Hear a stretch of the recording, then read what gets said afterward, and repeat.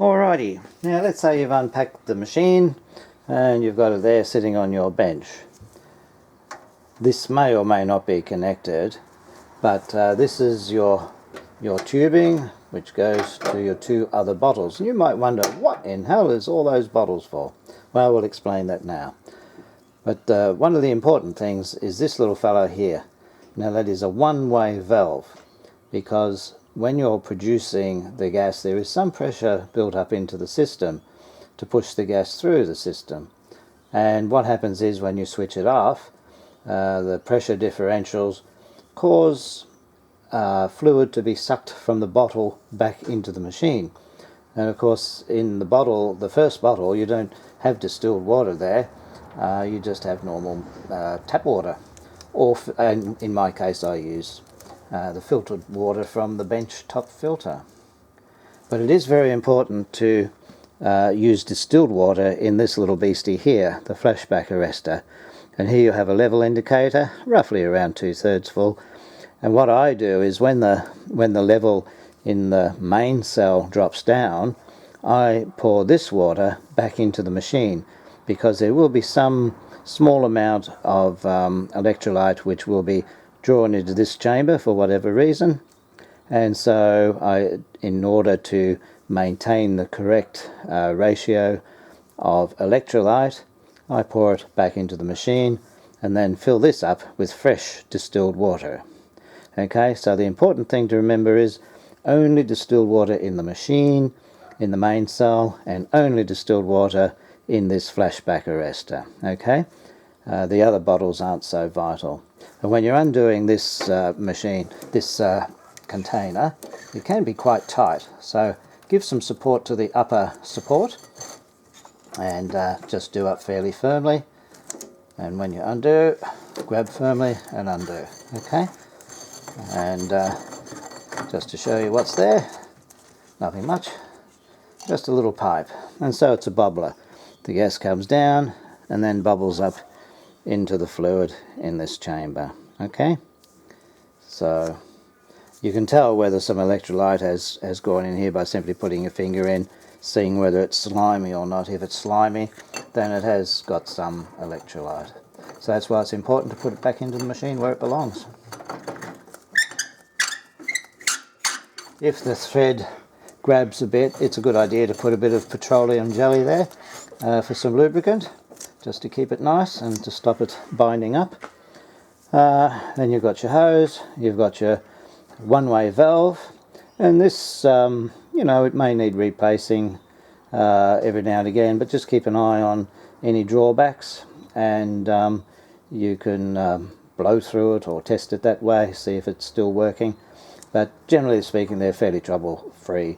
I've had mine working for over a year and absolutely no problems whatsoever. Okay, so let's get it all hooked up. We have a joiner here to go from the smaller hose to the larger hose. So what we've got here is the chemistry shot bottle connectors. These are very expensive, but they're also very good. And it was very, very hard to find something that would seal the hydrogen. Alright, now this is the bottle that comes with the machine. This is also a plastic bottle, and we've got a support ring there so it doesn't get pulled over and messed up on your kitchen table or wherever you've got it in your office. So these are very easy to operate. Just screw up like that and they seal very nicely. And we did experiment with a lot of jars and lids, and very, very hard to keep hydrogen in a bottle, I can tell you. So in the end we settled for these very expensive connectors, and they work beautifully. So they're very easy to use, no problem. The purpose of this bottle, by the way, is simply to bubble the hydrogen and oxygen through the water. And this is simply another scrubber, you might call it, to make sure the gas is clean and pure by the time it gets to your drinking water. And I've never had any hydroxide come into this bottle. It's always been non-slippery, and I've never been able to sense anything. But that's a scrubber, just to make sure that the gas is perfectly clean going into the one that you want to drink. So let's get that operation now. Alright, now this is a 2-litre shot bottle. It's got the 1.8 and 2 litres up to this mark here. These are top quality glass, very expensive, but very brilliant for the job that we want to do here.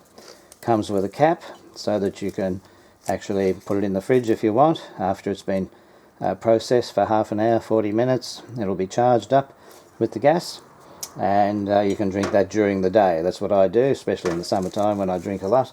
And so it's a good container as well as a processor. I fill it up with filtered water from the sink filter. You could use mineral waters, any water that you care to use, Grander water. There's a lot of different waters around these days. So this is what you treat with the hydrogen, and this is what you can drink.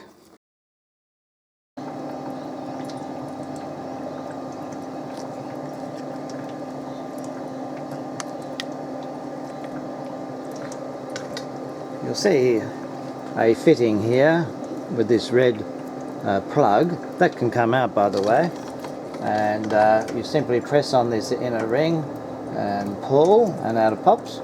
I'll put it in the bottom one so it's out of our sight.